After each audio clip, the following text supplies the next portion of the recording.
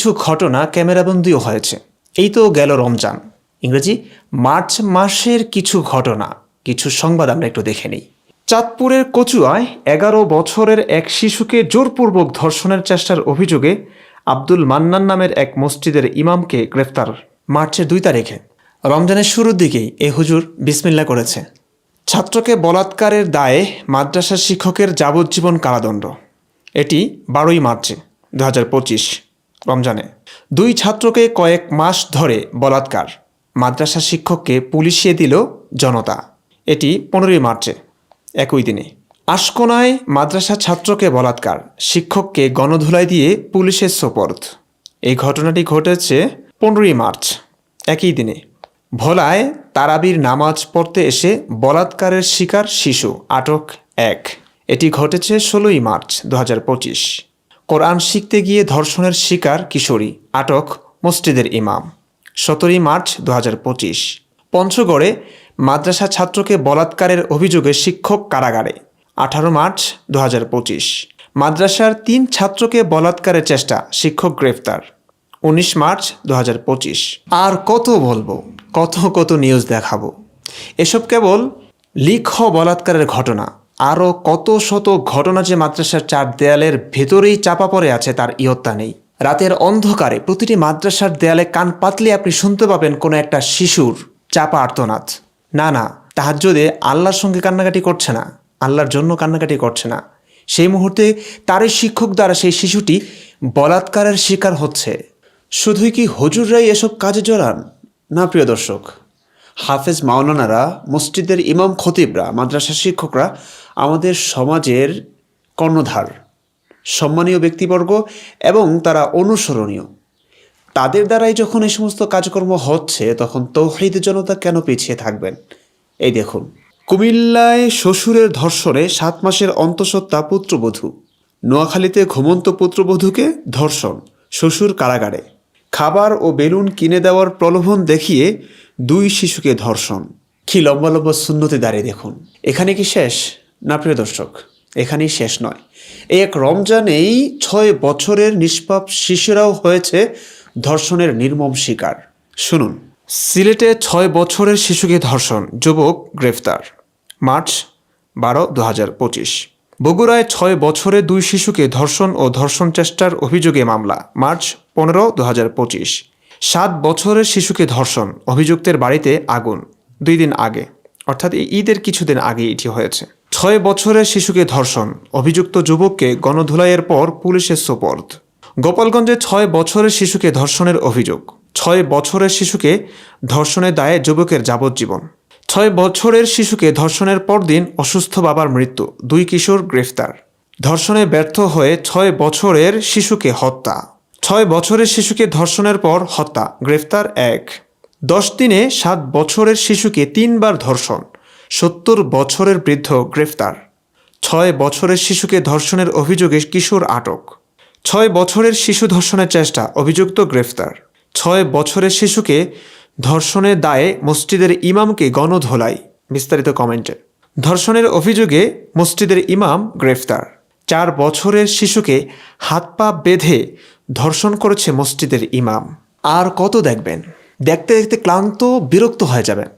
এই সব ঘটনাই ঘটেছে পবিত্র রমজান মাসে।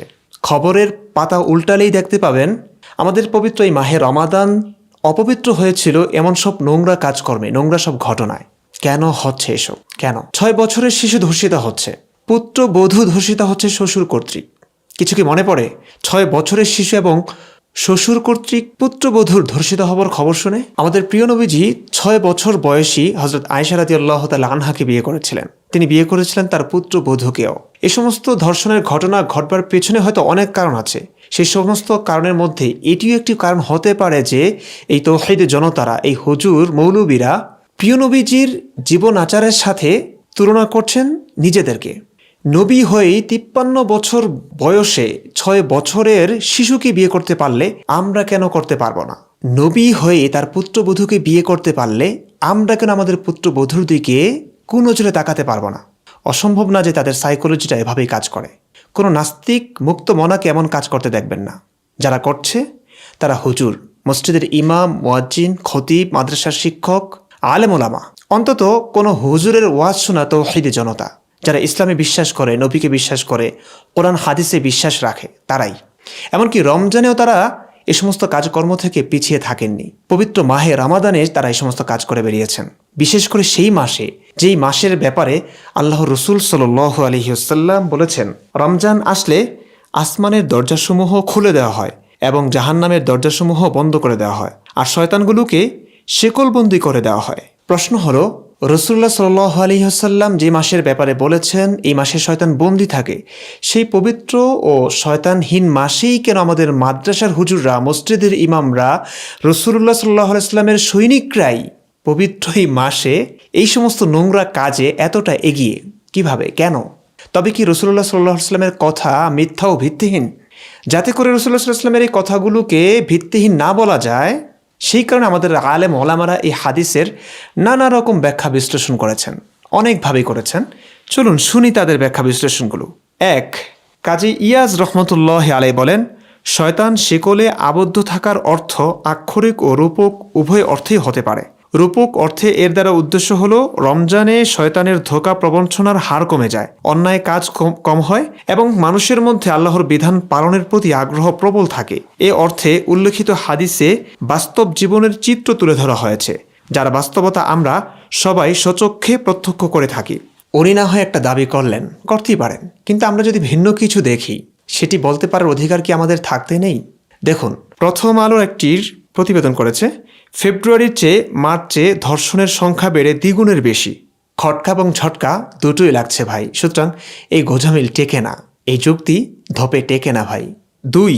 আল্লামা আইনি রহমতুল্লাহ আলাই বলেন, শয়তানকে ওইসব রোজাদার থেকে দূরে আবদ্ধ রাখা হয় যারা রোজার আদব ও শর্ত সঠিকভাবে পালন করে, কিন্তু যারা সেসবের ধার ধারে না, তাদের থেকে শয়তানকে আবদ্ধ নাও রাখা হতে পারে।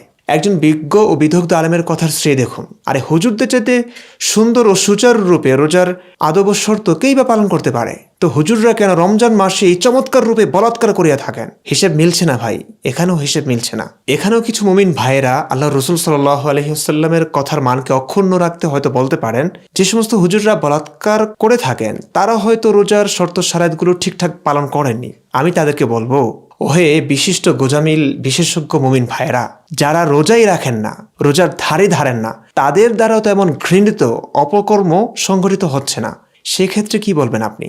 সুতরাং যুক্তি এখানেও টিকছে না। 3. রমজানের আগে কৃত পাপের প্রভাবে মানুষ পাপ করে থাকে। যেমন একটি লোহা দীর্ঘক্ষণ আগুনে রাখার পর তা থেকে বের করা হলেও বেশ কিছুক্ষণ তার প্রভাব বাকি থাকে, একইভাবে গাড়ির চাকা দীর্ঘ সময় চলার পর থামানো হলেও কিছু দূর পর্যন্ত চলতে থাকে। ঠিক তেমনি 11 মাসের পাপের প্রভাবে রমজানেও কারো কারো কাছ থেকে পাপ হয়ে থাকে। মানে বোঝাতে চাইছেন, রমজান মাসে যারা বলাৎকার করে থাকেন মসজিদ মাদ্রাসায়, তারা যেহেতু বাকি 11 মাস ধরেই এই চমৎকার রূপে বলাৎকার করে এসেছেন, তাই বলাৎকার কর্মের গাড়ির এই চাকা রমজানেও চলতে থাকে। লজ্জা, লজ্জা। মানে রসুল্লাহর কথার মানটি ধরে রাখতে আপনারা নিজেদের গায়ে এত বড় কলঙ্কের দাগ স্বীকার করেই নিলেন। কিন্তু এই যুক্তিও ধপে টেকে না হুজুর, কারণ গাড়ি থামানোর পরও কিছুক্ষণ চলা মানে হালকা সামনে যাওয়া, ধীর গতিতে অল্প একটু সামনে যাওয়া। কিন্তু প্রথম আলোর প্রতিবেদন অনুযায়ী রমজান মাসে ধর্ষণের সংখ্যা বেড়েছে আগের মাসের চাইতেও দ্বিগুণের চাইতে বেশি। এবং আমাদের হুজুররা পুরো রমজান মাসব্যাপী চমৎকার রূপে বলাৎকার করিয়া গিয়াছেন। সুতরাং প্রবল বেগে চলন্ত গাড়িটিকে আচমকা থামিয়ে ফেলবার পরেও হালকা কিছু সামনে যাওয়ার সঙ্গে হুজুরদের পুরো রমজান মাসব্যাপী চমৎকার রূপে বলাৎকার কর্মের তুলনা হয় না হুজুর। যুক্তি এখানেও টিকছে না। 4. কোনো হাদিস ব্যাখ্যাকারী বলেছেন, রমজানে সব শয়তানকে বন্দী করা হয় না, অতিরিক্ত দুষ্ট শয়তানকে বন্দী করা হয়, তাই অন্য শয়তানদের প্ররোচনায় মানুষ পাপ করে। ফাতহুল বারী। আমাদের সম্মানিত আকাবেররাও না এতটা সহজ সরল ছিলেন।